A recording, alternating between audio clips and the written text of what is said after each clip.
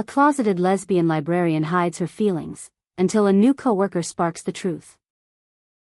The pages between us. The morning light filtered through the tall windows of Millbrook Public Library, casting geometric shadows across the polished hardwood floors. Eleanor Hartley arrived at 7:30 a.m., as she had every weekday for the past 8 years, her sensible flats making barely a whisper as she crossed the threshold.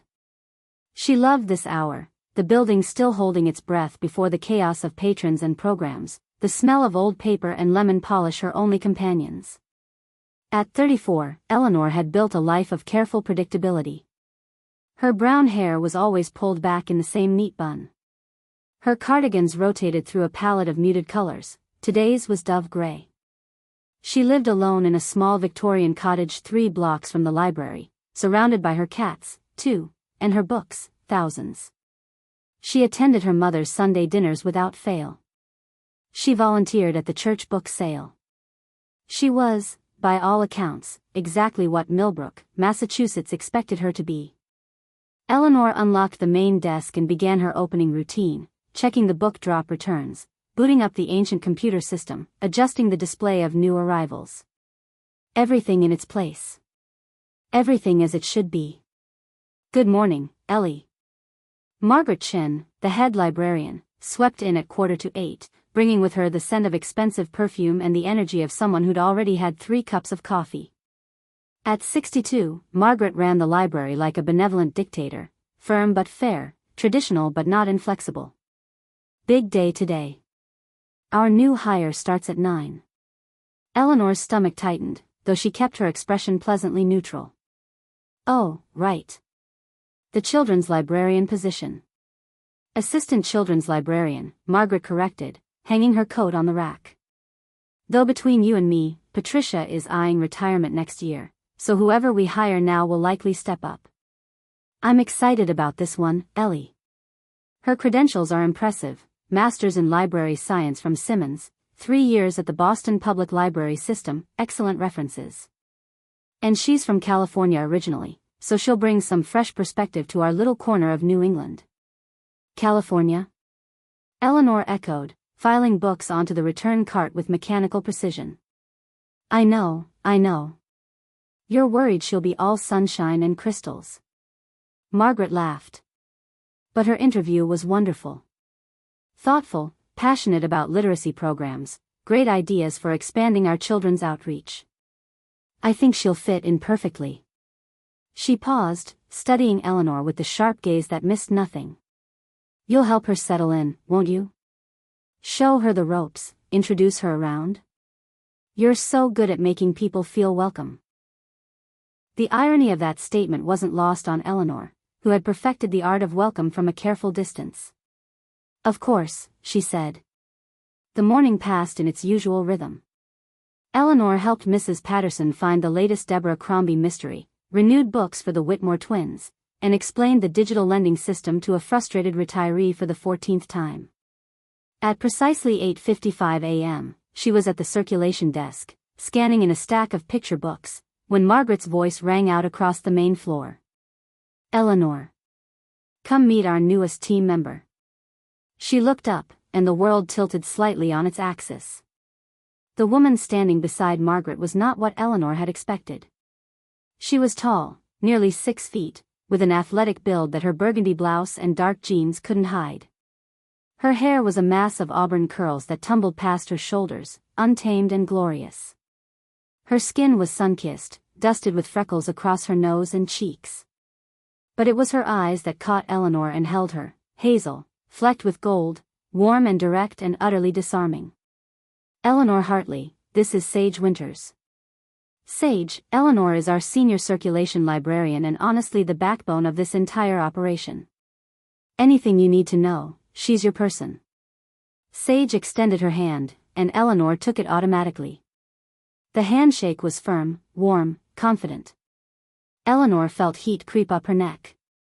"It's wonderful to meet you," Sage said, and her voice was like honey, deep and smooth with the faintest trace of a California accent. "Margaret's told me so much about you.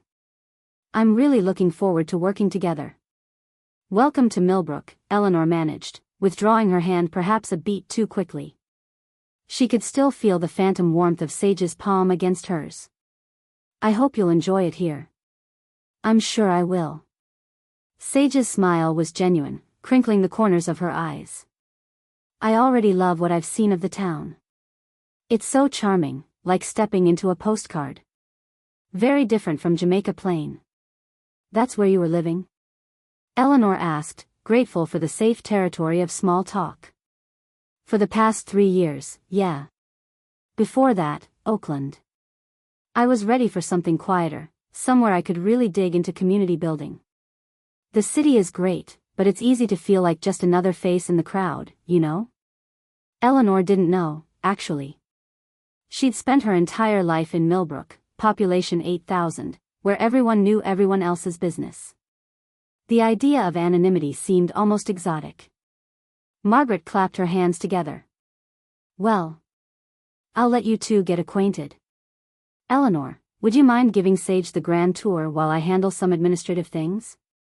Start with the layout, then maybe show her the cataloging system, the event calendar, break room essentials, you know the drill." "Of course," Eleanor said, though her heart was suddenly racing for reasons she refused to examine. Margaret bustled off, leaving Eleanor and Sage in a pocket of silence. Sage was looking at her with those warm, attentive eyes, waiting. "Right," Eleanor said, smoothing her cardigan. "Let's start with the basics." She led Sage through the library's 3 floors, explaining the layout with the careful precision she brought to everything. The main floor held circulation, reference, and adult fiction. The second floor housed nonfiction, local history, and the small but well-stocked young adult section. The third floor, the newest addition, built in the 90s, was the children's department, Sage's new domain. "This is beautiful," Sage breathed as they emerged into the children's area. The space was flooded with natural light from large skylights. Colorful murals decorated the walls, scenes from beloved children's books painted by a local artist. There were reading nooks tucked into corners, tiny chairs at low tables, and shelves organized by both age and genre. A puppet theater stood in one corner, and a small stage occupied another. "Patricia has really built something special here," Eleanor said. "She's been the children's librarian for 25 years. Her programming is legendary in these parts. She does everything from baby storytimes to tween book clubs. I have big shoes to fill." Sage ran her fingers along a shelf of picture books, her touch reverent. "I want to honor what's already been built while maybe bringing in some new ideas. Diverse voices, more STEAM programming, maybe some partnerships with local schools for reluctant readers." "That sounds wonderful," Eleanor said, and meant it. "The community will appreciate the effort." Sage turned to her, leaning against the bookshelf with easy grace. "Can I ask you something?" "Of course." "What made you become a librarian?" The question caught Eleanor off guard. People rarely asked about her motivations, her interior life. She was just Eleanor, steady and dependable, always there behind the desk. "Books were my refuge growing up," she said slowly, carefully. "I was shy, didn't make friends easily. But in books, I could be anyone, go anywhere. The library was my sanctuary. When it came time to choose a career, this felt like the only place I belonged." Sage's expression softened. "That's beautiful. And you've stayed in your hometown all these years?" "I have." Eleanor felt the familiar defensiveness rising. "I know it might seem provincial to someone from California and Boston, but..." "Hey, no judgment." Sage held up her hands. "I think it's amazing, actually. To know a place so deeply, to be woven into its fabric like that. I've moved around so much, I sometimes wonder what it would be like to have that kind of rootedness." Eleanor blinked, surprised by the wistfulness in Sage's voice. Before she could respond, the sound of children's voices drifted up from the first floor. The library was officially open, and the Tuesday morning toddler playgroup was arriving. "Sounds like your audience is here," Eleanor said. "Patricia usually does a welcome circle and then free play. You should observe today, then maybe take the lead next week once you're comfortable." "Perfect." Sage pushed off from the bookshelf, and for a moment, she was standing very close to Eleanor in the narrow aisle. Eleanor could smell her perfume, something woody and clean, like cedar and sage. How apt, a distant part of her mind noted. Thank you for the tour, Eleanor. I really appreciate your kindness. Just doing my job, Eleanor said, but her voice came out softer than intended. As she descended the stairs back to her domain, Eleanor tried to shake off the strange, unsettled feeling that had taken root in her chest. It didn't mean anything. Sage was friendly, warm, the kind of person who made everyone feel special. The fact that Eleanor's heart was still beating faster, that she could still feel the ghost of that handshake, that she'd noticed the curve of Sage's smile and the graceful way she moved, none of that meant anything.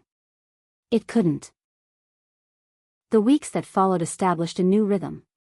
Sage proved to be everything Margaret had hoped, creative, energetic, beloved by the children who attended her programs. She brought in a drag queen for a glittery story hour that scandalized exactly 3 families, who stopped coming, and delighted dozens of others, who became regulars. She started a graphic novel club for middle schoolers that met on Friday afternoons. She transformed the puppet theater into an ongoing collaborative story, with kids adding new characters and plot twists each week. She also, quite without meaning to, transformed Eleanor's carefully ordered existence. It started small. Sage would seek Eleanor out during quiet moments, perching on the edge of the circulation desk to chat. She'd bring 2 coffees up from the break room, one doctored exactly the way Eleanor liked it, she'd somehow noticed, cream, no sugar. She'd recommend books, not the safe, literary fiction Eleanor typically favored, but strange, beautiful things, graphic memoirs, poetry collections, novels about women who left everything behind to start over. You might like this one, Sage would say, handing over the latest offering. It made me think of you. Eleanor never asked what that meant. She was afraid of the answer. They fell into the habit of taking their lunch breaks together when their schedules aligned, walking to the small park 2 blocks away to eat on a bench by the duck pond. Sage would talk about her morning, the little girl who'd cried during story time because the caterpillar became a butterfly. She wanted him to stay a caterpillar forever. The teen who'd finally opened up about struggling with reading comprehension, her idea for a banned books display that she was sure would give Margaret heart palpitations.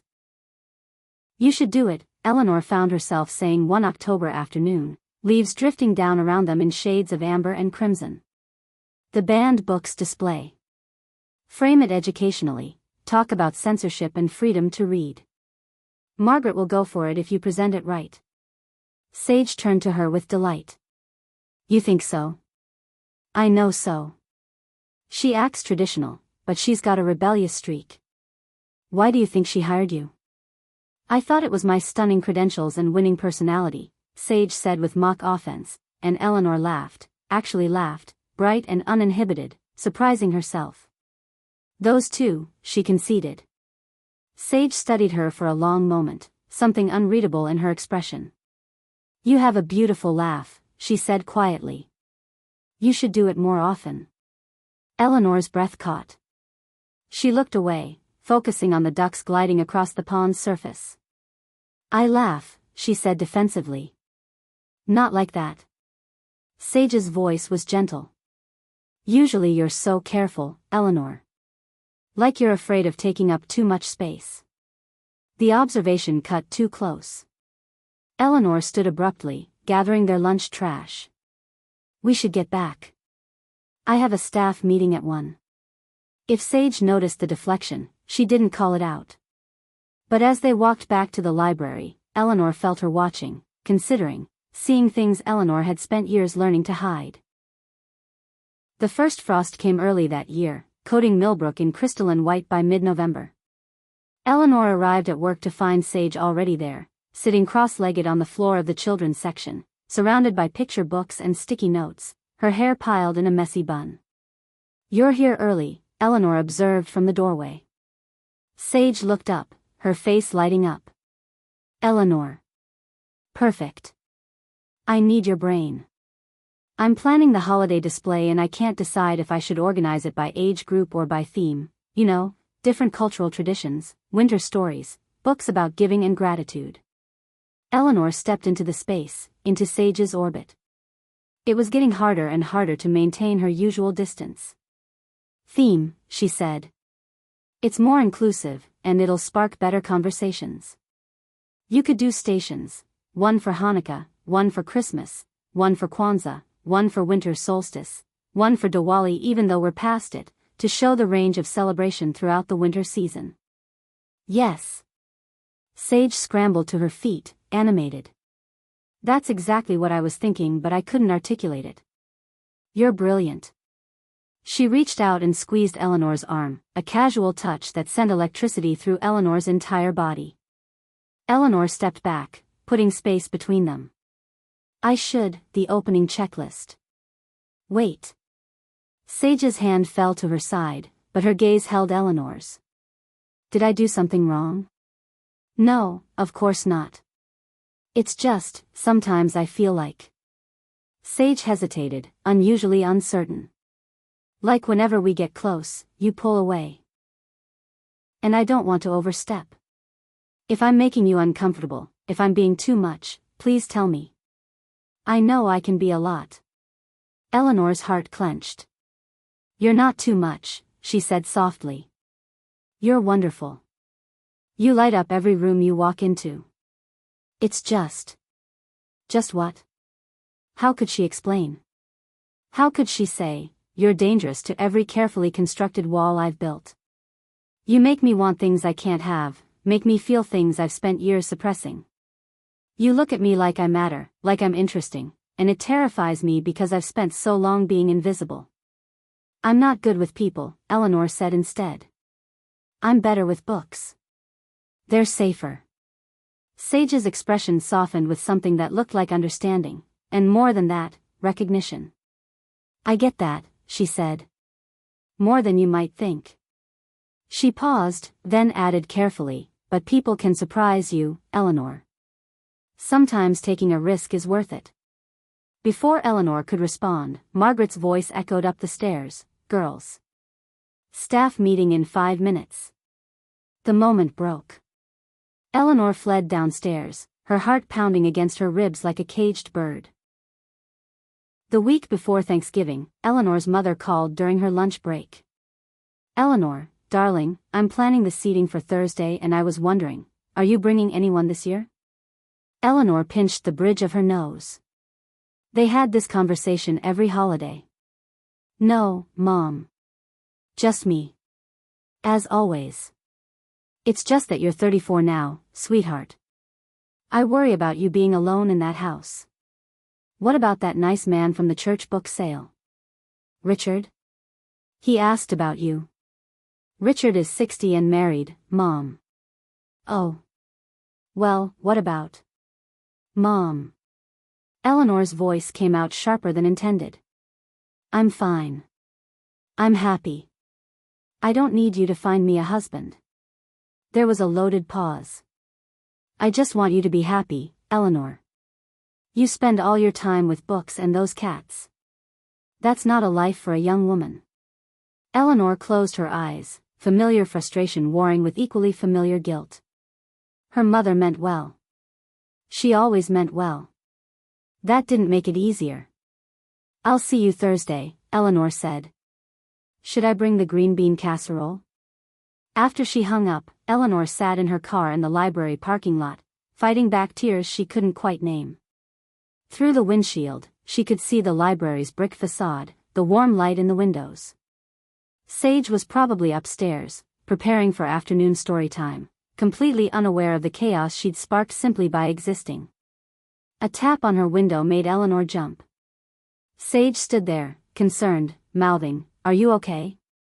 Eleanor quickly wiped her eyes and rolled down the window. "I'm fine. Just a difficult phone call with my mother. Can I?" Sage gestured to the passenger seat. Eleanor should say no.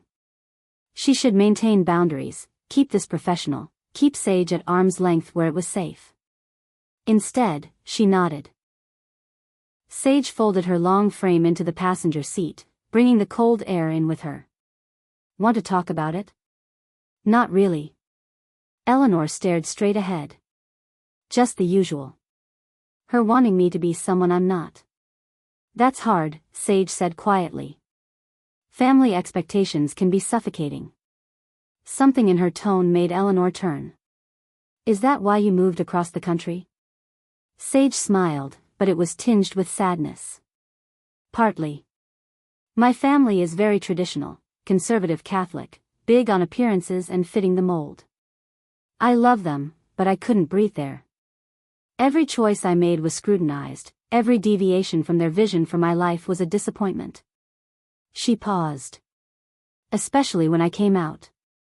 The words hung in the air between them, careful and significant. Eleanor's mind went very still and very loud all at once.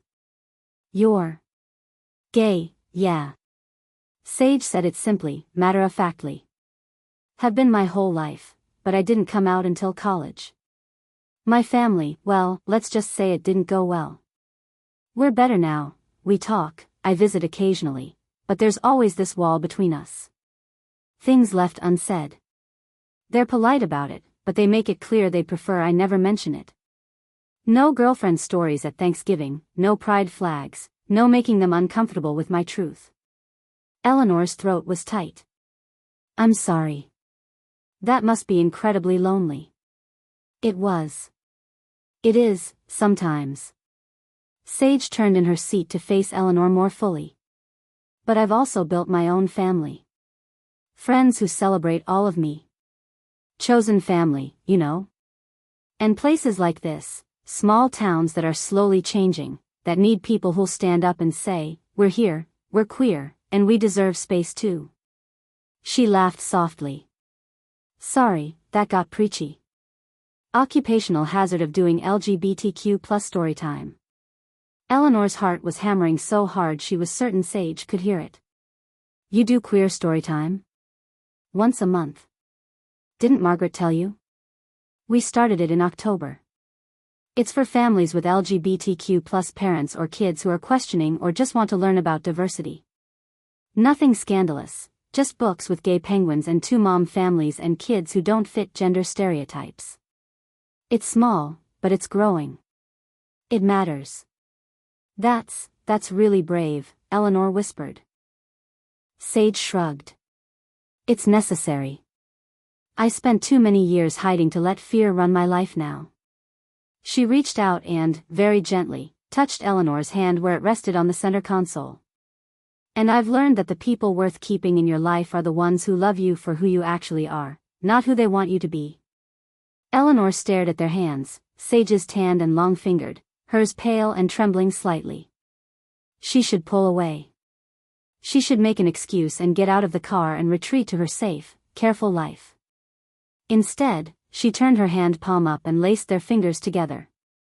They sat like that for a long moment, hands clasped, breathing in tandem, the car windows beginning to fog from their breath. Neither spoke. Words felt too dangerous, too revealing. Finally, Eleanor whispered, we should get back inside. Yeah. But neither of them moved. Sage. Thank you. For telling me. Sage squeezed her hand gently. Thank you for listening. They pulled apart slowly, reluctantly. As they walked back across the parking lot, maintaining a careful distance, Eleanor felt something shift inside her, a crack in the wall she'd spent years building, letting in a sliver of light. Thanksgiving passed in its usual blur of familial obligation. Eleanor brought the green bean casserole, endured questions about her love life, and made her excuses early. She sat in her car outside her mother's house for 20 minutes before driving home, Sage's words echoing in her mind. The people worth keeping in your life are the ones who love you for who you actually are, not who they want you to be. Who was she, actually? Beyond the cardigans and the cats and the carefully cultivated normalcy. What would happen if she let herself acknowledge the truth that had been whispering at the edges of her consciousness for years, growing louder with every smile Sage sent her way? The week after Thanksgiving brought the first real snowfall. Eleanor arrived at work Monday morning to find Sage building a snowman on the library's front lawn, her cheeks pink with cold, her curls escaping from a bright purple beanie. You're going to freeze, Eleanor called from the entrance. Sage looked up, grinning. Come help me. He needs a face. Eleanor should go inside. She should maintain professionalism. Instead, she set down her bag and walked across the snowy lawn, her practical flats immediately soaking through. You need better boots, Sage observed, already working on the snowman's head. I need better lots of things, Eleanor muttered. Here. Sage pulled off her own scarf, hand-knitted in rainbow stripes, and wrapped it around the snowman's neck. There. Now he's festive. He's very gay, Eleanor said without thinking, then froze, horrified at herself. But Sage just laughed, delighted. The best snowman. A snowman of culture and taste. She dusted snow off her hands and turned to Eleanor, her eyes bright. Coffee? I'm freezing. They walked to the small cafe across the street, shaking snow from their coats. The morning was still early enough that they had the place mostly to themselves. Sage ordered something complicated and seasonal, a gingerbread latte with extra cinnamon. Eleanor stuck with her usual black coffee with cream. You're very consistent, Sage observed as they settled into a corner booth. Same lunch every day, turkey and Swiss on wheat. Same coffee order. Same route to work. Is that criticism? No. Just observation. Sage wrapped her hands around her mug. I'm trying to figure you out, Eleanor Hartley. There's not much to figure out, Eleanor said, looking out the window at the snow-covered street. I'm exactly what I appear to be. I don't think that's true. Sage's voice was quiet, serious. I think you're so much more than what you let people see. I think you're funny and sharp and deeply caring. I think you notice everything, like how Mrs. Patterson always needs the large print editions but is too vain to ask, so you just set them aside for her. Or how you quietly bought new books for the teen section out of your own money when the budget ran out. Or how you recommended that coming-of-age novel to the Jennings kid even though his parents would probably object, because you knew he needed to see himself in a story. Eleanor's eyes burned. How do you know about that? I pay attention. Sage leaned forward. Especially to you. Why? The question came out plaintive, almost desperate. Sage was quiet for a long moment, studying Eleanor's face. When she spoke, her voice was careful, gentle. Because I like you, Eleanor. A lot. And I hope, that maybe you like me too. But I also get the sense that there's something holding you back, and I can't figure out if it's that you're not interested or if you're scared. Eleanor's hands shook. She set down her mug before she could spill it. I can't have this conversation. Why not? Because. Eleanor closed her eyes. Because I've spent my entire life being careful. Being appropriate. Being what this town expects. My mother, the church ladies, everyone I've ever known, they have this image of me, and I've never done anything to challenge it. I go to Sunday dinner. I volunteer at the book sale. I dress appropriately and speak quietly and never, ever make waves. That sounds exhausting, Sage said softly. It is. The admission felt like confession. It's so exhausting. But it's safe. No one asks questions. No one looks too closely. I can just exist without explanation. But are you happy? Eleanor opened her eyes and met Sage's gaze. I don't know if I know what happy feels like anymore. Sage reached across the table, her hand palm up in invitation. Eleanor stared at it for a long moment, that offering of connection, of possibility, of risk. You don't have to decide anything right now, Sage said. You don't have to come out or change your life or do anything that terrifies you. But Eleanor, you deserve to be happy. You deserve to be loved for who you actually are. And whoever that is, whatever that looks like, I'd really like the chance to know her. Eleanor's hand moved of its own accord, sliding across the table to rest in Sage's palm. Their fingers intertwined, a perfect fit. I'm scared, Eleanor whispered. I know. That's okay. We can be scared together. They sat like that until their coffee grew cold, hands clasped, something unnamed and precious growing between them. December arrived with a vengeance, bringing snow and ice and the chaos of holiday preparations. The library was busier than ever, people searching for the perfect books to give as gifts, children out of school for winter break, everyone seeking warmth and comfort in the darkening days. Sage's holiday display was a massive success.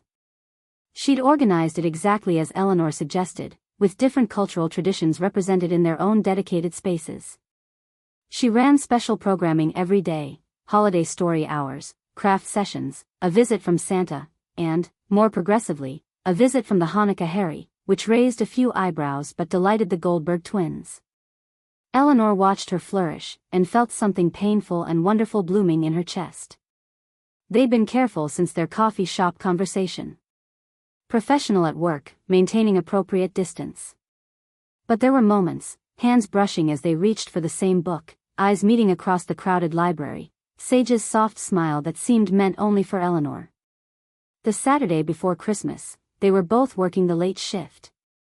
The library closed early at 5 p.m. on weekends in winter, and by 5:15, they were alone in the building, doing the closing tasks. Eleanor was shelving returns in the fiction section when Sage appeared at the end of the aisle. "Hey," she said. "I'm making hot chocolate in the break room. Want some?" Eleanor hesitated. The smart thing would be to finish quickly and go home to her safe, solitary house. The brave thing would be to follow Sage upstairs and see what happened when they were truly alone, no other staff or patrons to provide buffer and excuse. "Sure," Eleanor heard herself say. The break room was on the third floor, a small space with a kitchenette, a few aging armchairs, and a window that looked out over Millbrook's snow-covered Main Street. The town's Christmas lights twinkled against the twilight, strings of white lights on every lamppost, wreaths on every storefront. Sage was at the counter, stirring cocoa into steaming milk. She'd changed into jeans and a soft green sweater that brought out the hazel in her eyes. Her hair was down, tumbling over her shoulders in those auburn waves that Eleanor had fantasized about touching more times than she cared to admit. "I made it the real way," Sage said, not looking up. "With actual chocolate and milk. None of that packet nonsense." "Fancy," Eleanor said, trying for lightness. Sage handed her a mug and gestured to the armchairs by the window. They sat, sipping in comfortable silence, watching the town settle into its winter evening. "It's beautiful here," Sage said eventually. "I never expected to love a small town, but there's something about Millbrook. It feels like a place where you could build a life." "Are you thinking of staying long-term?" Eleanor asked, trying to sound casual. "Depends." Sage looked at her directly. "On a lot of things." The unspoken words hung between them, "On you. On whether this thing between us is real. On whether you're brave enough to reach for what you want." Eleanor set down her mug with trembling hands. "Sage, I need to tell you something." "Okay." "I've never." Eleanor stopped, started again. "I've never said this out loud before. To anyone." Sage waited, patient and steady. "I'm gay," Eleanor said, and the words fell into the quiet room like stones into still water. "I've known since I was a teenager, but I've never admitted it. Not to my mother, not to friends, not even really to myself. I've spent 17 years pretending, hiding, being the person everyone expected me to be. And then you walked into this library and smiled at me, and suddenly I couldn't pretend anymore." Tears were streaming down her face now, hot and unchecked. Sage moved without hesitation, leaving her chair to kneel in front of Eleanor, taking both of her hands. "Thank you," Sage said softly, fiercely. "Thank you for trusting me with that. Thank you for being brave." "I don't feel brave. I feel terrified." "Those aren't mutually exclusive." Sage squeezed her hands. "Eleanor, you don't have to do anything with this information. You don't have to tell anyone else. You don't have to change your life in any way. But I want you to know that I see you. The real you. And I think she's extraordinary." Eleanor let out a sound halfway between a laugh and a sob. I don't know how to do this. I don't know how to be open. How to risk everything I've built. You don't have to figure it all out tonight. Sage reached up and very gently wiped the tears from Eleanor's cheeks. We can take this as slow as you need. We can keep it private, just between us. We can figure it out together. But Eleanor, I need you to know, I'm here. I'm not going anywhere. And I would very much like to kiss you, if that's something you want. Eleanor's breath hitched. She looked at Sage, this brilliant, brave woman who'd crashed into her carefully ordered life and turned everything upside down. She thought about all the years of hiding, of denying, of being small and safe and alone. She thought about Sunday dinners and church ladies and the weight of expectation. And then she thought, what do I want? Not what's expected, not what's safe. What do I actually want? Yes, she whispered. Please. Sage rose slowly, giving Eleanor every opportunity to change her mind. She cradled Eleanor's face in both hands, her touch infinitely gentle. You sure? Eleanor couldn't speak. She just nodded. The kiss was soft at first, barely more than a brush of lips. But then Eleanor made a small sound in the back of her throat and leaned in, and suddenly it was deeper, urgent, 17 years of longing and denial pouring out in a single perfect moment. Sage tasted like chocolate and cinnamon and possibility. Her hands slid into Eleanor's hair, loosening the ever-present bun, and Eleanor didn't care about anything except this warmth, this connection, this finally. When they pulled apart, both breathing hard, Eleanor's hair was tumbling around her shoulders and Sage was looking at her like she'd hung the moon. Wow, Sage breathed. Yeah, Eleanor agreed shakily. They stood there in the dim break room, foreheads pressed together, hands clasped, the town's Christmas lights twinkling beyond the window like benediction. What happens now? Eleanor asked. Whatever you want, Sage said. This can be just us. Our secret. Or we can be more open. Whatever you're comfortable with. Eleanor closed her eyes, breathing in Sage's cedar and sage scent, feeling the solid warmth of her body. I don't know what I'm comfortable with. I just know that for the first time in my life, I feel like I'm exactly where I'm supposed to be. Then that's enough, Sage whispered. That's more than enough. They spent the next hour talking, really talking, in a way Eleanor had never talked with anyone. She told Sage about her adolescence, the confusion and shame, the desperate attempts to be normal, the crushes on classmates that she'd convinced herself were just admiration. She told her about the college girlfriend she never had, the life she'd never lived, the person she'd never let herself become. Sage listened without judgment, occasionally squeezing Eleanor's hand or brushing a strand of hair from her face. When it was her turn, she shared her own story, coming out at 22, her family's reaction, the years of therapy and self-work to get to a place of acceptance. She told Eleanor about ex-girlfriends, about the queer community she'd found in Boston, about the difficulty of dating as a lesbian in straight-dominated spaces. I was so excited when I saw there was an LGBTQ+ support group in Millbrook, Sage said. It's small, but it exists. That felt important. Like maybe this town was more progressive than I'd assumed. Eleanor's stomach clenched. There's a support group? Yeah, meets at the Unitarian Church every other Wednesday. I've gone a few times. It's mostly older folks, people who've been out for decades, a few younger people. Really welcoming. Sage paused. You could come with me sometime. If you wanted. No pressure. The idea terrified Eleanor. To walk into a room and declare herself, to be seen by others as what she'd spent so long hiding, it was almost incomprehensible. But there was also something thrilling about it. A room full of people who understood, who'd walked this path before her. Maybe, she said. Someday.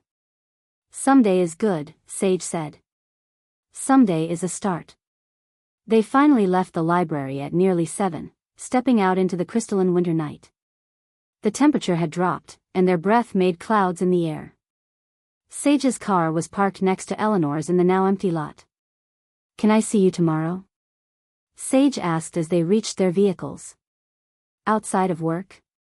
Eleanor's heart skipped. A date. A real date, not just stolen moments in the library. Yes. But maybe not in town. I'm not ready for people to see us together and start asking questions. We could drive to Northampton, Sage suggested. It's only 40 minutes, and it's very queer-friendly. We could walk around, get dinner, be completely ourselves without worry. The relief that flooded through Eleanor was answer enough. That sounds perfect. Sage smiled and leaned in, brushing a kiss against Eleanor's cheek. Pick you up at noon? I'll text you my address. As Eleanor drove home through the snowy streets, she caught sight of herself in the rearview mirror. Her hair was still down, messy and free around her shoulders. Her cheeks were flushed. Her eyes were bright. She looked different, younger, alive, like someone waking up after a long sleep. She looked happy. Eleanor spent Sunday morning in a state of nervous anticipation that bordered on panic. She changed outfits 4 times, finally settling on dark jeans and a soft blue sweater that she'd bought on impulse 2 years ago and never worn because it felt too fitted, too flattering. She left her hair down. She even put on a little makeup, mascara and lip gloss, subtle but intentional. When Sage arrived at noon in a rust-colored Subaru covered in bumper stickers, "Coexist, Love is Love, Protect Trans Kids," Eleanor had a moment of pure terror.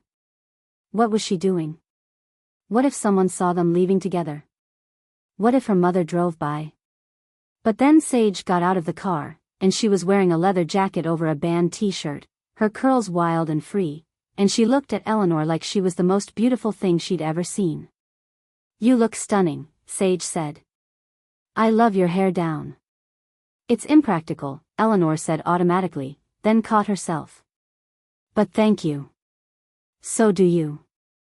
The drive to Northampton was easy, filled with conversation and music from Sage's carefully curated playlist, indie folk singers with aching voices, queer artists Eleanor had never heard of. They talked about books, about childhood dreams, about the small rebellions they'd each staged against expectation.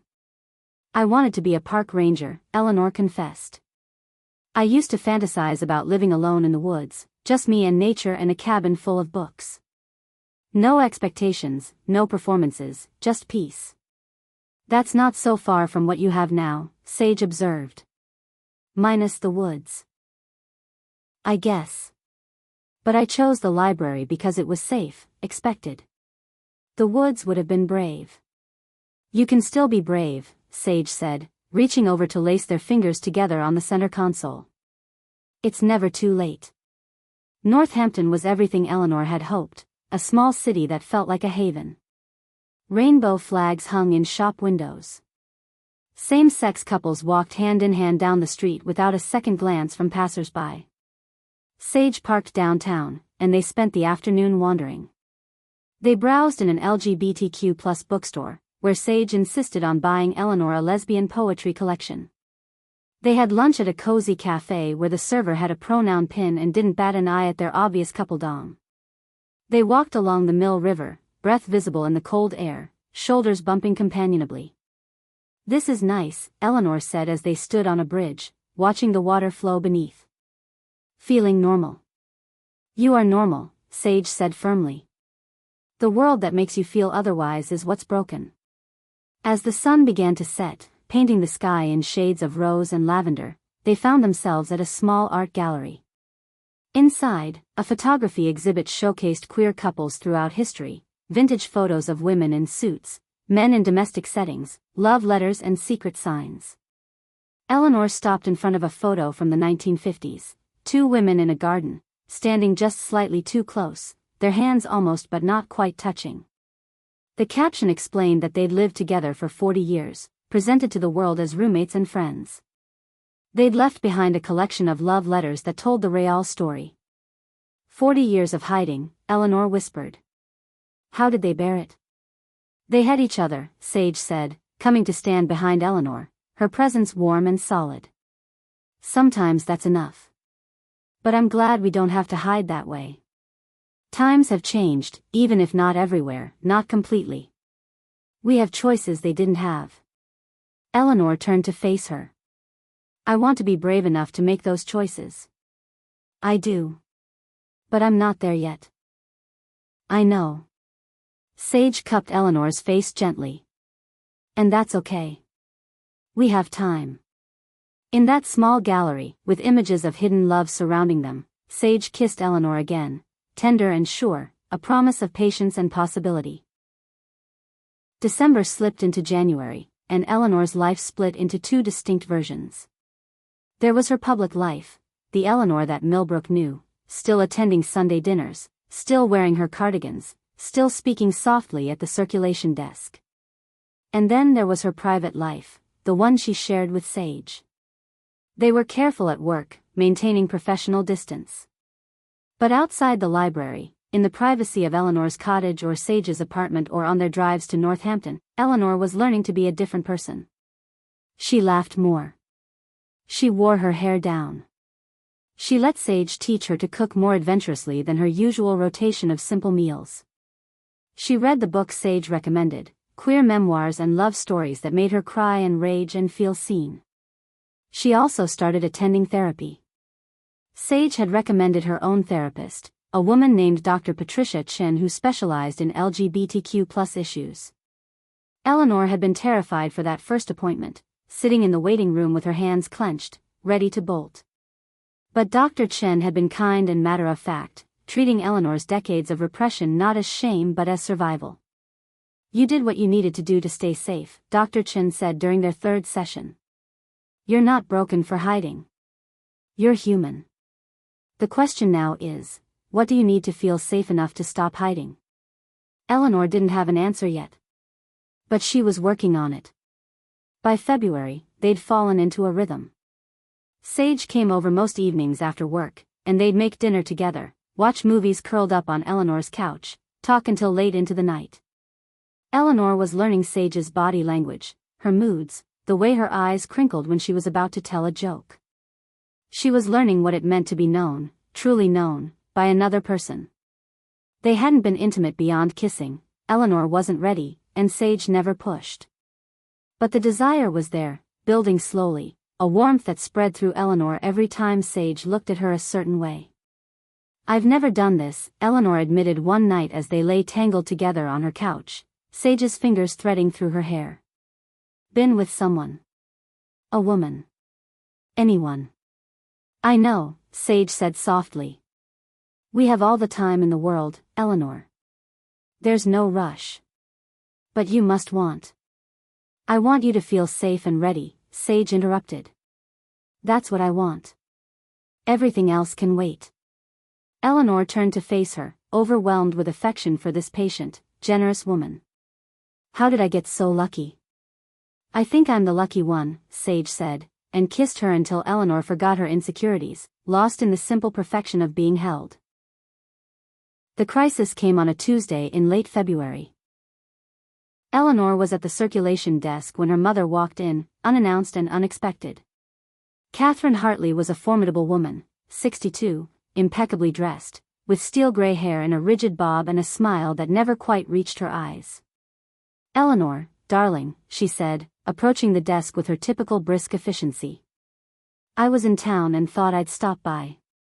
Do you have time for lunch? Eleanor's stomach clenched. Mom, I'm working. I can't just leave. Surely Margaret can spare you for an hour.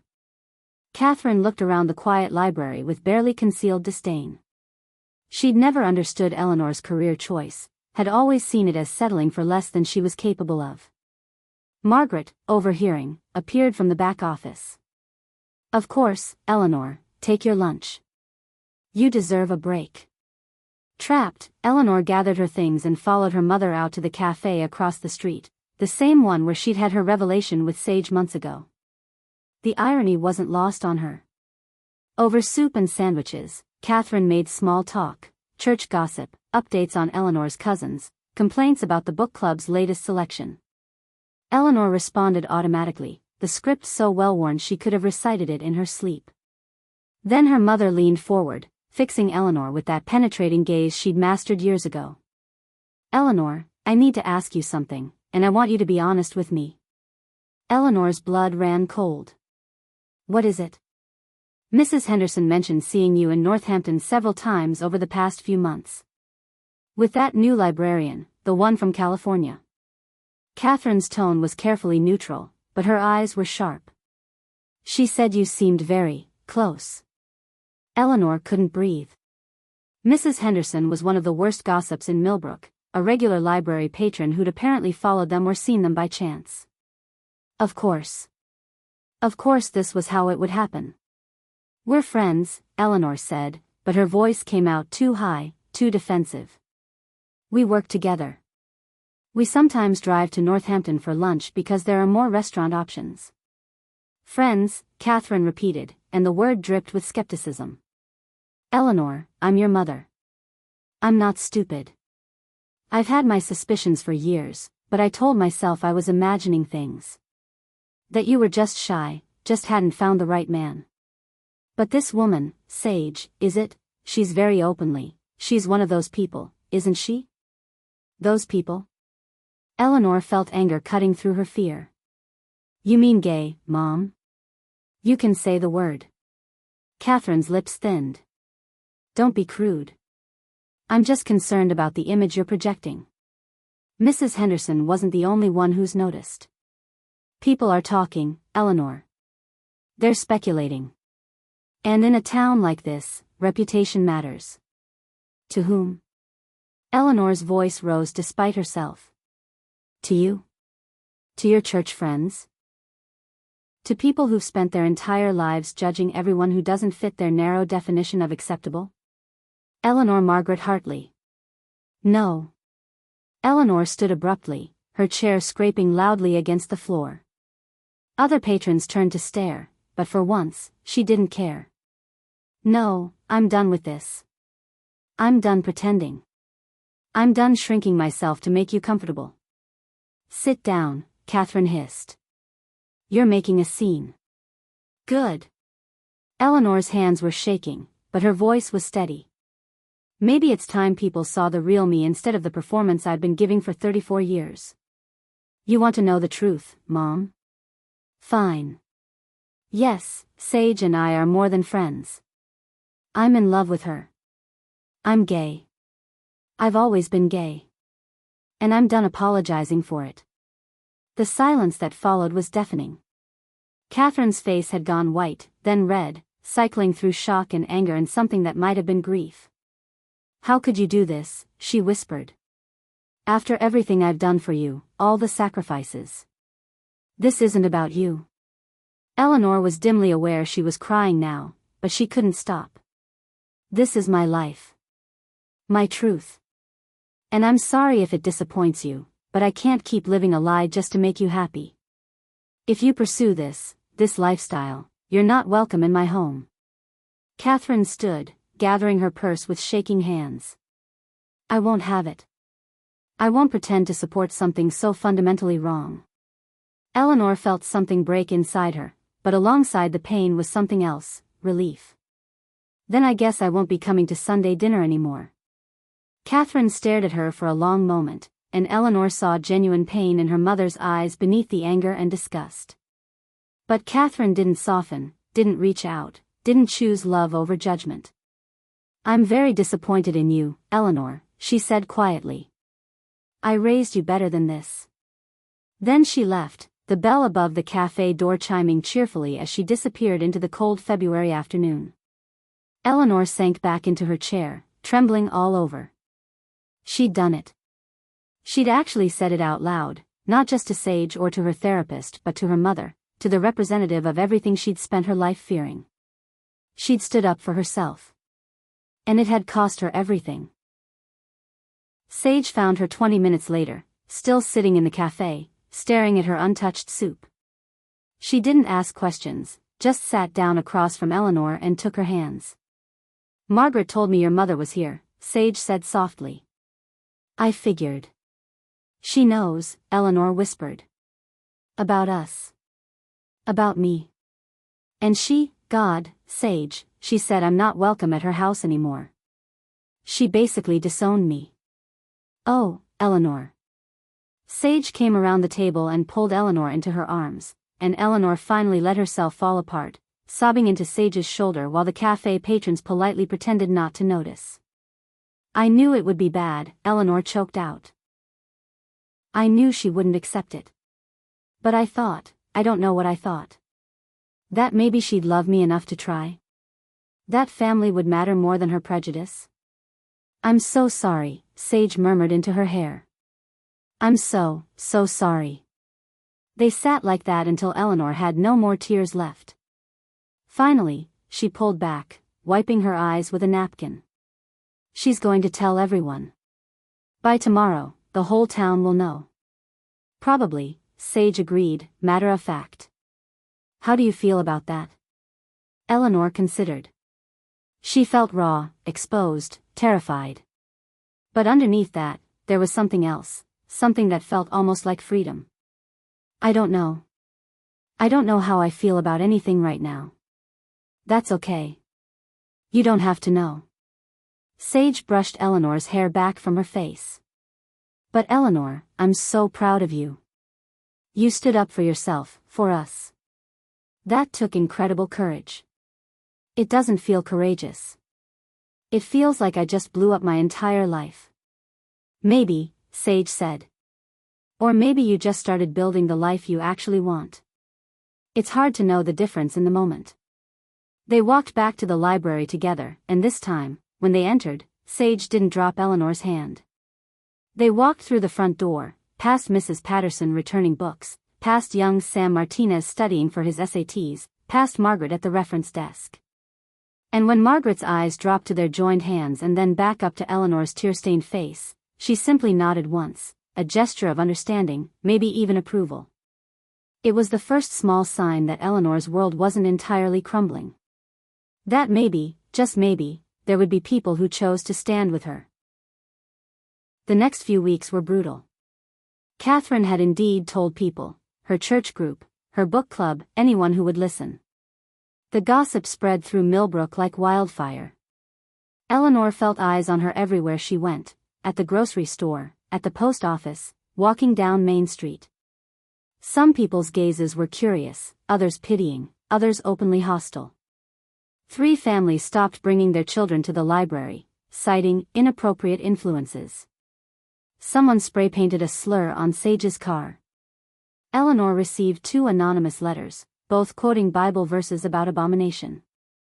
She stopped sleeping well, jumping at every noise, certain that the other shoe was always about to drop. But there were also surprises. Mrs. Patterson cornered Eleanor at the circulation desk one afternoon and said gruffly, "I've known you since you were in pigtails, Eleanor Hartley. You're the same good person you've always been, and anyone who says otherwise can answer to me." The Unitarian minister, Reverend James, stopped by to invite Eleanor and Sage to services. "We have an explicitly welcoming congregation," he said warmly. "You'd be among friends." The high school librarian, Tom Wu, who Eleanor had worked with on literacy initiatives, sent her a text. "About damn time you got to be yourself. Welcome to the Rainbow Club. Let me know if you need anything." And Margaret, steady, traditional Margaret, called Eleanor into her office and closed the door. "I need to say something," Margaret began, and Eleanor braced herself for a lecture, or worse, termination. "I've known about Sage since I interviewed her. It's not exactly hidden information. Her resume listed her work with LGBTQ+ youth programming, and she was open about it during our conversation. And I hired her anyway, because she was the best candidate and because I believe everyone deserves dignity and respect, regardless of who they love." Eleanor nodded, not sure where this was going. "What I didn't know," Margaret continued, "was that you were gay. And I'm ashamed to say that if I had known, I might have made assumptions about you that would have been unfair and untrue. I was raised in a certain generation with certain prejudices, and I'm still working to overcome them." "Margaret. Let me finish." Margaret held up a hand. "You've been with this library for 8 years. You're one of the most dedicated, hardworking, compassionate people I've ever had the privilege of working with. Your personal life doesn't change that. And if anyone in this community has a problem with who you love, they can take it up with me. You and Sage both have my full support. Eleanor's eyes filled with tears for the 100th time that week. Thank you, she whispered. Don't thank me for doing the bare minimum of being a decent human being, Margaret said briskly, but her eyes were kind. Now, I believe you have shelving to do. That night, Sage took Eleanor to her first LGBTQ+ support group meeting. Eleanor was terrified walking into the Unitarian church basement, convinced everyone would judge her for hiding for so long, for only now claiming her identity at 34. But the group, a mix of ages and identities, maybe 15 people in total, welcomed her with warmth that made her chest ache. There was Tom Wu and his husband. There was a lesbian couple in their 70s who'd been together for 45 years. There was a trans teenager whose parents had kicked him out, now living with his grandmother. There was a bisexual woman raising kids with her husband while being open about her sexuality. There were others, all with their own stories of hiding and finding, losing and building, fear and courage. When it was Eleanor's turn to share, she kept it simple. I'm Eleanor. I'm new to this, to being out, to saying it loud. I'm dating Sage.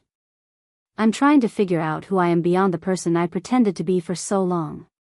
Welcome, Eleanor, the group said in unison, and the simple acceptance of it broke something open inside her. Afterward, as Sage drove them back to Eleanor's cottage, Eleanor said quietly, I think I'm going to be okay. Yeah? Sage glanced over with a smile. Yeah. It's hard, and it hurts, and I'm grieving the relationship I'll probably never have with my mother. But I also feel lighter than I have in years. Like I can finally breathe fully. Does that make sense? Perfect sense, Sage said, reaching over to squeeze her hand. That's what living authentically feels like. Spring came slowly to Millbrook that year, winter hanging on with stubborn determination. But by April, the snow had finally melted, revealing crocuses and daffodils pushing up through the thawed earth. The library's garden, a small plot maintained by volunteers, burst into color. Eleanor and Sage had settled into a new normal. They were openly together now, at work and around town. It wasn't always easy, there were still stares, still whispered comments, still the occasional hateful note. But there was also growing acceptance, or at least tolerance. People adjusted, as people do. Eleanor still hadn't spoken to her mother, though Catherine had left several voicemails that Eleanor couldn't bring herself to listen to. Dr. Chen kept encouraging her to consider the possibility of eventually working toward reconciliation, but Eleanor wasn't ready. The wound was still too fresh.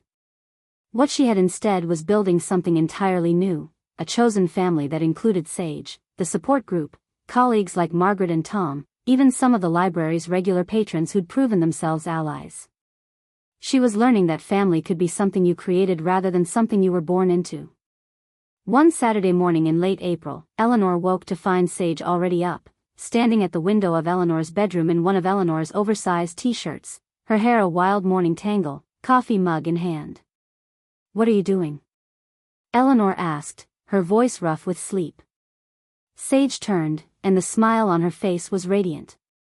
Just thinking about how much I love this view. The garden, the street, the morning light. How much I love this cottage. She came back to the bed, setting down her mug. How much I love you. Eleanor's heart stuttered. They hadn't said it yet, not in those exact words, though it had been hovering between them for months. You love me? Eleanor whispered. So much, Sage confirmed, climbing back into bed and pulling Eleanor close. I love your quiet strength and your sharp wit and the way you've blossomed into yourself these past few months. I love how you notice every little detail about people and remember what matters to them. I love that you've been brave enough to choose yourself, even when it cost you things you treasured. I love you, Eleanor Hartley. Eleanor buried her face in Sage's shoulder, overwhelmed. I love you too, she said, muffled against soft cotton and warm skin. So much it terrifies me sometimes. Good terrified or bad terrified? Eleanor pulled back to meet Sage's eyes. Good terrified. The kind that means I have something precious to lose. The kind that means I'm really living instead of just existing. Sage kissed her then, slow and sweet, and Eleanor let herself sink into it, into the warmth and the wanting and the simple, perfect joy of being loved for exactly who she was. Later, they made breakfast together in Eleanor's tiny kitchen, moving around each other with the ease of practice. Sage was making her signature scrambled eggs, with goat cheese and chives, while Eleanor handled the toast and coffee. "I was thinking," Sage said as she stirred the eggs, "about next steps." "Next steps?" "For us. I know we've been taking things slow, which is good and right. But I also can't help wondering, where do you see this going? What do you want?" Eleanor considered while she buttered toast. 6 months ago, the question would have sent her into panic. Now, she found she had an answer. "I want you," she said simply. "I want this, mornings in the kitchen, quiet evenings reading on the couch, building a life together. I want to keep being brave, keep pushing my boundaries. I want to go to Pride in Boston this summer. I want to eventually introduce you to the cousins who might be more understanding than my mother. I want..." She trailed off, then finished in a rush, "I want you to move in with me." Sage nearly dropped the pan. "Really? Really?" Eleanor set down the toast and turned to face Sage fully.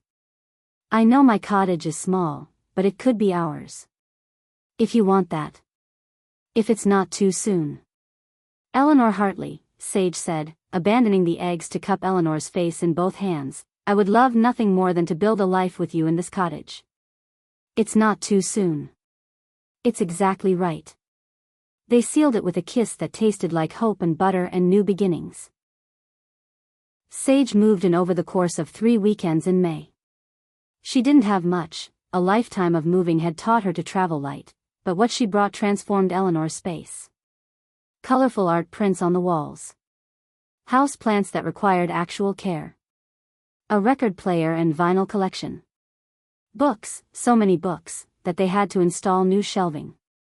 The cottage began to feel less like Eleanor's careful sanctuary and more like a home they were creating together. They painted the second bedroom to convert it into a joint office. They adopted a third cat from the shelter, a rambunctious orange kitten that Sage named Sappho. They hosted their first dinner party, small, just Tom and his husband, but it felt revolutionary to Eleanor, this claiming of space as openly queer women. June brought Pride Month, and Sage convinced Eleanor to make good on her promise. They drove to Boston for the parade, joining hundreds of thousands of people celebrating in the streets. Eleanor had never seen anything like it, the rainbow flags, the costumes, the unabashed joy and defiance. Families with children, elderly couples who'd survived decades of oppression, young people living freely in a way previous generations never could. Sage bought them matching pride flags to wear as capes. They held hands the entire day, kissing openly on the common, dancing to the music blasting from floats, celebrating not just their love but their right to exist visibly, proudly, without apology. "This is incredible," Eleanor shouted over the music, her face flushed with heat and happiness. "This is us," Sage shouted back. "This is our community. Welcome home, Eleanor." And Eleanor, surrounded by thousands of people like her, loving a woman who saw and cherished every part of her, finally understood what home really meant. It wasn't a place or a performance or meeting others' expectations. It was the freedom to be fully yourself, with someone who loved you not despite your truth but because of it. July brought an unexpected letter. Eleanor found it mixed in with the usual mail, bills and catalogs and book mailers.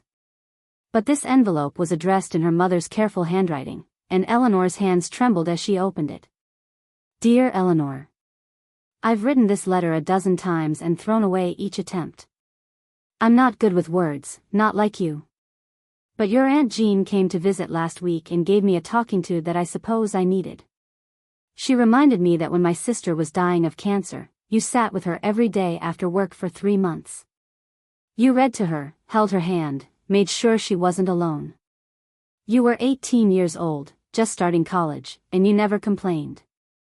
Jean says she'll never forget your kindness. She also told me I was a fool if I let my pride and prejudice cost me my relationship with a daughter like you. And she's right. She usually is, damn her. Eleanor, I don't understand this life you're living. I was raised in a different time, with different values, and I can't pretend that I'm comfortable with it. But I've spent the past few months without you, missing you at Sunday dinners, missing your quiet presence and your thoughtfulness.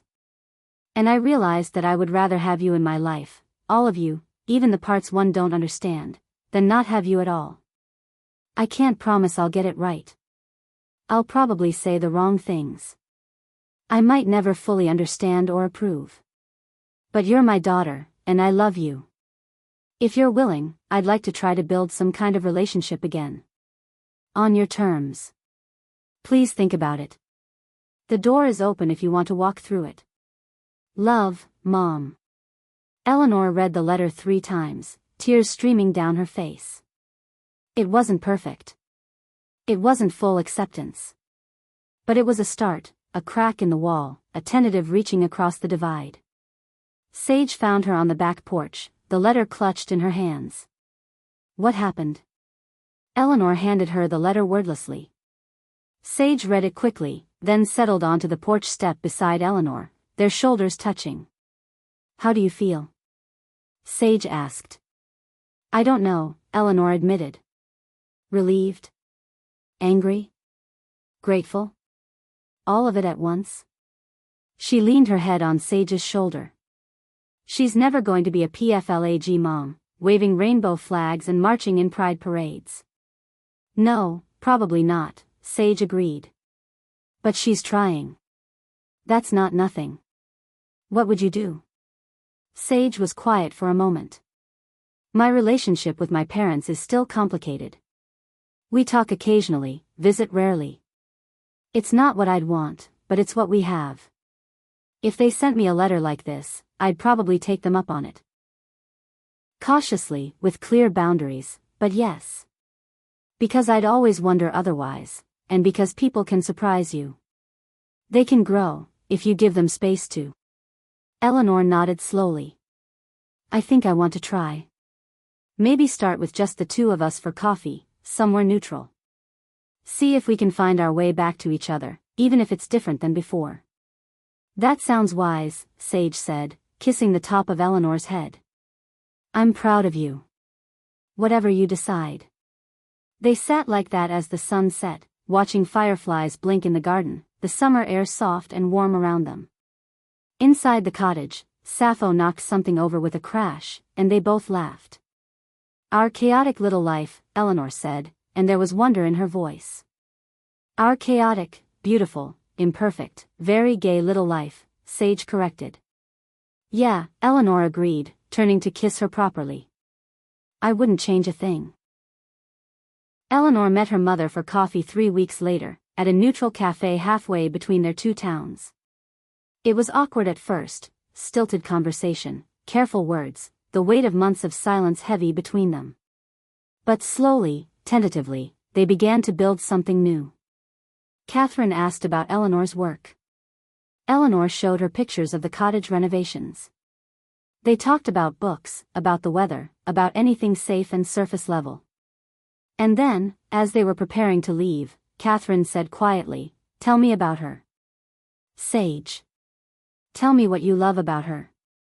Eleanor could have deflected. Could have kept things shallow. Instead, she chose honesty. She's brilliant and kind and brave in ways I'm still learning to be. She makes me laugh. She challenges me to be better, to take risks, to live fully. She sees me, really sees me, in a way I've never been seen before. And she loves me, Mom. Completely. Unconditionally. I've never felt so known and so loved at the same time. Catherine's eyes were bright with unshed tears. That's all a mother wants for her child, really. To be loved well. To be happy. I am happy, Eleanor said. For the first time in my life, I'm genuinely happy. Catherine reached across the table and took Eleanor's hand, a gesture that felt momentous after months of distance. Then I'm trying to be happy for you, even if I don't understand it all. Can that be enough for now? Yes, Eleanor whispered. That can be enough. It wasn't a perfect reconciliation. There would still be difficult moments, misunderstandings, times when Catherine's discomfort showed through. But it was a beginning, a foundation they could build on. As Eleanor drove home to Sage and their cottage and their life, she thought about the past year, about everything she'd lost and everything she'd gained. She'd given up her mother's unqualified approval, her carefully constructed facade, her comfortable invisibility. In return, she'd gained herself. She'd gained love, real, deep, transformative love. She'd gained community and courage and the freedom to exist authentically. She'd gained mornings in the kitchen with Sage, evenings reading side by side, a life built on truth rather than performance. It was a trade she'd make 1,000 times over. The library held its annual summer reading celebration on a warm August evening. The lawn was strung with lights, tables groaned under the weight of donated baked goods, and children ran wild in the golden hour before sunset. Eleanor and Sage worked the event together, side by side as they so often were now. They helped kids sign up for reading challenges, recommended books, supervised the craft stations. And when no one was looking, or rather, when Eleanor stopped worrying about who was looking, Sage would brush a hand against Eleanor's back, or Eleanor would lean into Sage's shoulder, small gestures of affection that no longer felt like contraband. As the evening wound down and families began to drift home, Margaret approached them with 2 glasses of lemonade and a satisfied smile. "Wonderful turnout," she said. "Best yet, I think. And you two were magnificent, as always." "It was a team effort," Sage said diplomatically, but Margaret waved her off. "Take the compliment. You've both built something special here, a library that's truly welcoming to everyone. It matters more than you know." She paused, then added, "Eleanor, I'm planning to retire next spring. I wanted you to know before I make the formal announcement." Eleanor's stomach flipped. "Margaret. I'm recommending you for the head librarian position," Margaret continued. "You've more than earned it. You know this library inside and out, you have the respect of the community, and you've shown real leadership this past year." She smiled. "Stepping into your truth hasn't made you less professional or less capable. If anything, it's made you better at your job. You're more confident, more creative, more willing to take risks that benefit our patrons." Eleanor couldn't speak around the lump in her throat. Sage squeezed her hand encouragingly. "Think about it," Margaret said. "We'll talk details in the coming months. But Eleanor, you were always meant to lead. You just needed to get out of your own way first." As Margaret walked away to help with cleanup, Eleanor turned to Sage, overwhelmed. "Head librarian," she whispered. "That's... I never thought." "You deserve it," Sage said firmly. "You're going to be amazing." They stood together in the gathering dusk, watching the last families pack up their blankets and books. The fairy lights strung through the trees cast everything in soft gold. Someone had left a boom box playing, and old folk music drifted across the lawn. "Dance with me," Sage said suddenly. "Here. Now." Eleanor looked around at the remaining stragglers, Tom and his husband folding chairs, Patricia gathering scattered art supplies, a handful of teenagers lingering by the refreshment table. "Here. Now." Sage held out her hand, that familiar invitation to risk, to courage, to living out loud. Eleanor took it. They swayed together on the library lawn, not quite dancing, just holding each other as the music played and the stars emerged overhead. Eleanor saw Tom notice them and smile. Saw Patricia pause in her cleanup to watch with something that might have been pride. Saw the teenagers glance over with casual acceptance, as if 2 women slow dancing was the most normal thing in the world. Maybe it was. Maybe it could be. "What are you thinking?" Sage murmured against her hair. "That a year ago, I would have been terrified to do this. And now." Eleanor pulled back to look at Sage's face, those warm hazel eyes that had first seen through all her defenses. "Now I'm just happy. Standing here with you, in this town that's watched me my whole life, finally being myself. I'm happy, Sage." "Good," Sage said, and kissed her right there under the fairy lights, soft and sweet and utterly unashamed. Because I plan on making you happy for a very long time. How long are we talking? How does forever sound?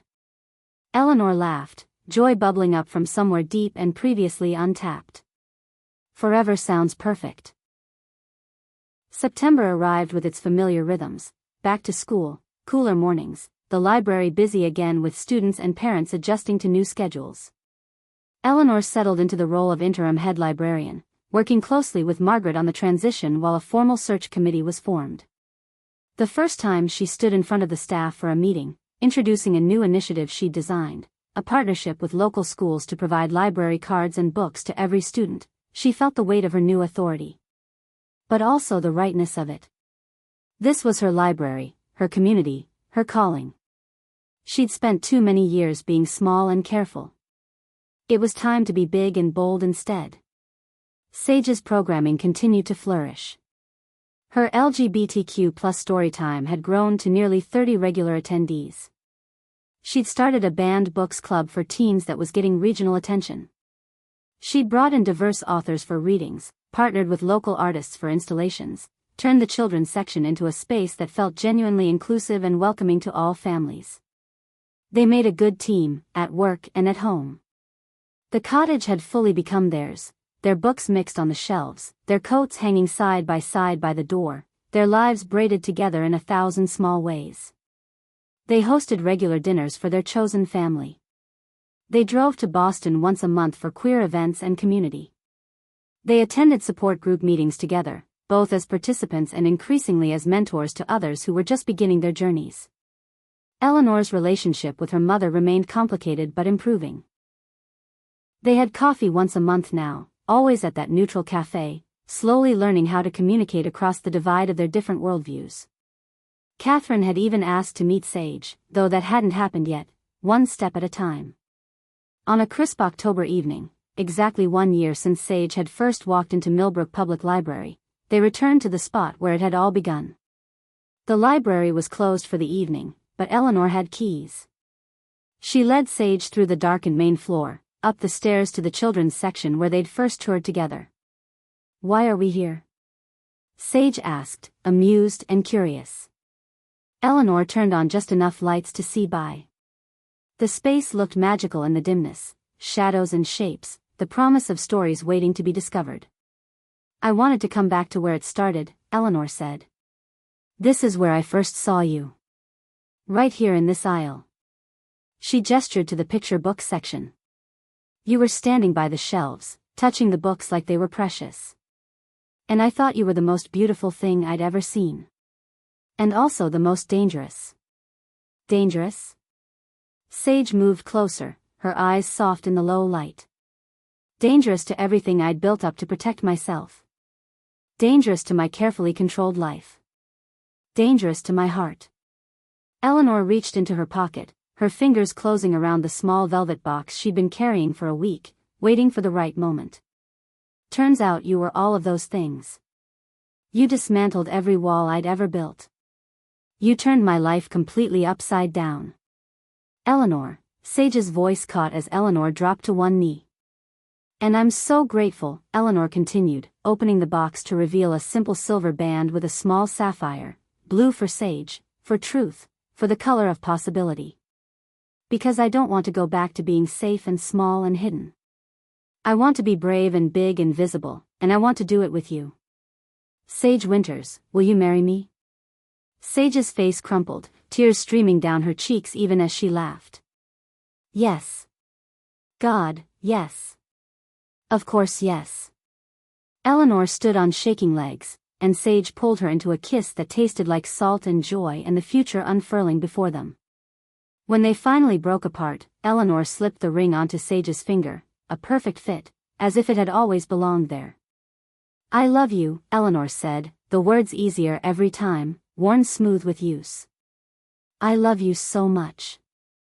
"I love you too," Sage said, admiring the ring through her tears. When did you? "I've been planning it for weeks. Tom helped me pick the ring. Margaret knew I was doing this tonight. She's the one who suggested I bring you here, to where we started. It's perfect." Sage pulled her close again, resting her forehead against Eleanor's. "You're perfect. This life we're building is perfect." "It's imperfect," Eleanor corrected. "It's messy and complicated and sometimes really hard. But it's ours." "But it's ours," Eleanor agreed. They stood there in the dim library, in the children's section where dreams were born and nurtured, two women who'd found each other against all odds. Outside, Millbrook continued its evening, people going home to dinner, lights coming on in windows, the ordinary magic of small-town life. And inside, Eleanor Hartley and Sage Winters began planning their wedding, their future, their happily ever after. It wouldn't be easy. There would still be challenges, people who didn't approve, systems that weren't built for love like theirs, the ongoing work of living authentically in a world that often demanded conformity. Catherine might never fully accept their relationship. Some members of the community would always view them with suspicion or worse. But they would face it together, hand in hand, building a life that honored their truth. They would raise their voices, take up space, refuse to hide. They would show up at town meetings and library boards and church bake sales, visibly, proudly queer. They would model possibility for the young people watching, wondering if there was space in this world for people like them. They would be the representation they'd never had. The wedding took place the following June, on the summer solstice, in the library's garden. It was small, just 50 guests, their chosen family gathered to witness and celebrate. Tom officiated. Margaret gave Eleanor away. The support group members formed an impromptu choir, singing a gorgeous a cappella version of Songbird. Eleanor wore a simple ivory dress and wildflowers in her hair, finally, blessedly down and free. Sage wore a tailored suit in deep forest green that brought out her eyes, her curls woven with matching flowers. But the most surprising guest was Catherine Hartley, sitting in the front row beside Aunt Jean, a tissue clutched in her hand. She'd called 2 weeks before the wedding and asked if she could attend. "I might cry," she'd warned Eleanor. "I might need to leave. But I want to try to be there. You're my daughter, and this is important to you. That's all I ask," Eleanor had told her. "Just try." As Eleanor walked down the makeshift aisle between rows of folding chairs, past friends and colleagues and community members who'd chosen to support them, she caught her mother's eye. Catherine's face was wet with tears, but she was smiling, a real smile, warm and genuine. And when Eleanor passed her row, Catherine reached out and squeezed her hand, just for a second. It was enough. The ceremony was simple and heartfelt. They'd written their own vows, standing in the garden they both loved, speaking truths they'd both fought to claim. "Sage," Eleanor said, her voice steady despite the tears on her cheeks, "you taught me that hiding is a form of dying. That the cost of safety can be your soul. You loved me into existence, not the performance I'd perfected, but the real, messy, imperfect person underneath. You made me brave enough to choose myself. I promise to keep choosing myself, and choosing you, every single day. I promise to build a life with you that's big and loud and visible, that makes space for others to be themselves too. I promise to love you with the fullness of who I am, not the shadow of who I pretended to be." Sage was openly crying now, not bothering to wipe the tears away. "Eleanor, when I met you, I saw past the cardigans and the careful words to the person you were terrified to be. And that person was so beautiful, so worth knowing, that I couldn't help but fall in love. You've taught me that courage doesn't mean never being afraid, it means being afraid and choosing to live anyway. You've shown me that transformation is possible at any age, that it's never too late to become who you were always meant to be. I promise to be patient with your journey, to celebrate every act of bravery, to build a home with you where we're both fully ourselves. I promise to love you through the easy days and the hard ones, through the doubt and the joy, through all of it." Tom pronounced them married, and they kissed to cheers and applause, the June sun warm on their faces, surrounded by love in all its forms. At the reception, held right there in the garden, with food from local restaurants and music from a friend's folk band, Eleanor found herself standing with her mother by the dessert table. "Thank you for coming," Eleanor said quietly. "It means more than you know." Catherine was quiet for a moment, watching Sage across the garden, laughing with a group of library patrons. She makes you happy. She does. You're different than you were. Lighter somehow. Less. Catherine searched for the word. Less like you're carrying the weight of the world. I spent so many years trying to be what everyone else wanted, Eleanor said. It was exhausting. I know I was part of that weight. Catherine's voice was thick with emotion. I put expectations on you that weren't fair.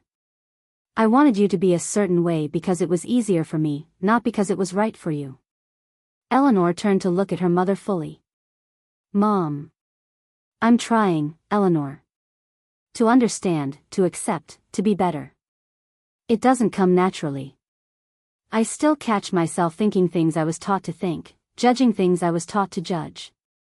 But then I remember how you looked when you walked down that aisle, so radiantly happy, and I think, how can something that creates that kind of joy be wrong? Catherine took a shaky breath. I don't know if I'll ever fully get there. But I love you, and I'm trying. Is that enough? Eleanor pulled her mother into a hug, feeling Catherine stiffen in surprise before tentatively hugging back. It's more than enough, Eleanor whispered. Thank you for trying. That's all I ever wanted. When they pulled apart, both wiping tears, Sage appeared with 2 glasses of champagne. She handed one to Eleanor and held out the other to Catherine, a clear offering. Mrs. Hartley, Sage said warmly. I'm so glad you could be here. Catherine took the glass with a trembling hand. Thank you for making my daughter so happy. She makes me pretty happy too, Sage said, slipping an arm around Eleanor's waist. They stood there for a moment, the 3 of them, an imperfect family finding their way to each other across years of pain and misunderstanding. It wasn't the relationship Eleanor had once dreamed of having with her mother. But it was real and it was honest, and that made it precious. As the party continued into the evening, Eleanor found herself pulled onto the makeshift dance floor. Sage spun her around, both of them laughing, surrounded by the people who'd stood by them. The fairy lights came on as dusk fell, and someone started a conga line, and Tom's husband attempted to teach Margaret how to do the electric slide. It was chaotic and joyful and perfectly imperfect, exactly like the life they'd built. Later, as they slow danced together under the stars, Sage murmured in Eleanor's ear, "Happy?"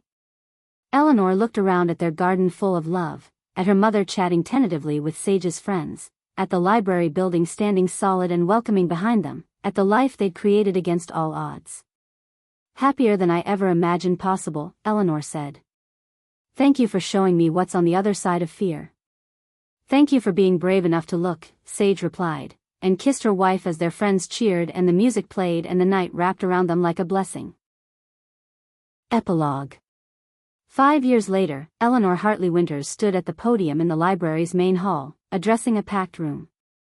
She was 40 now, her hair threaded with premature silver that she'd stopped trying to hide, reading glasses perched on her nose. As head librarian, she'd overseen the library's expansion. A new wing dedicated to community programming, updated technology, and an explicitly inclusive mission statement that hung in the entryway. Today she was speaking at the dedication of the Sage Winters LGBTQ+ Youth Center, a room in the new wing designed as a safe space for queer and questioning young people, with resources, programming, and most importantly, visible affirmation that they belonged. Sage sat in the front row, 8 months pregnant with their first child, a daughter they'd already named Morgan, her hand resting on her belly as she smiled up at Eleanor with undisguised pride. When I was a teenager, Eleanor said, I didn't know any gay people. At least, none who were out. I thought I was the only one, that something was wrong with me, that I had to hide forever to survive. I spent nearly 2 decades living a half-life, pretending to be someone I wasn't. She paused, letting her gaze sweep the room, teenagers who'd come for the dedication, parents, community members, reporters from the local paper. This center exists so that no young person in Millbrook has to feel that way. So they can see themselves reflected in books and programs and the adults around them. So they know they're not alone, they're not broken, and they deserve to take up space in the world. She concluded her remarks and cut the ribbon, officially opening the center. As people flooded in to explore the space, walls painted in rainbow gradients, shelves stocked with diverse books, comfortable seating arranged for both socializing and solitude. Eleanor felt Sage's arms wrap around her from behind. "Beautiful speech," Sage murmured. "Our daughter is going to be so proud of her mom." "Both her moms," Eleanor corrected, placing her hands over Sage's on her stomach. She felt Morgan kick, a strong thump against her palm. "She's going to grow up in a world we're actively making better. That's the best gift we can give her." "That, and an obscene number of books," Sage said, making Eleanor laugh. They stood together, watching the center fill with young people, some tentatively exploring, others boldly claiming the space as their own. Eleanor spotted a girl who couldn't have been more than 13, tears streaming down her face as she reverently touched the spines of books with titles like George and The Music of What Happens and Cemetery Boys. Eleanor remembered being that girl, hungry for representation, desperate to know she wasn't alone. "Look what you built," Sage said softly. "Look what we built," Eleanor corrected. "All of us. Everyone who refused to hide, who spoke up, who made space for others to exist." She turned in Sage's arms to face her wife. "I'm so grateful I get to do this work with you." "Me too," Sage said, and kissed her right there in the library, in front of God and everyone, neither of them caring who saw. Because this was their library. Their town. Their life. Hard-won and precious, built on courage and honesty and love that refused to be diminished. And they would keep building, keep fighting, keep showing up, until every person who walked through these doors knew they were seen, valued, and welcomed exactly as they were.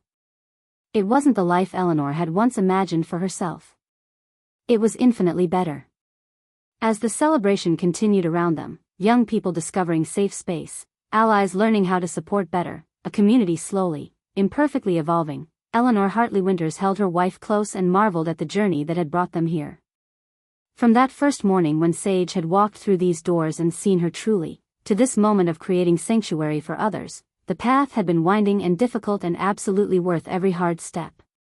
The pages of their story were still being written, each day a new chapter, each challenge an opportunity to choose courage over comfort.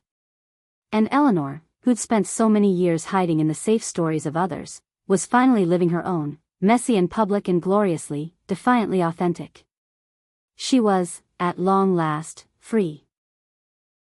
The end. Thank you so much for listening. Don't forget to like and subscribe so you never miss a new Sapphic story from us.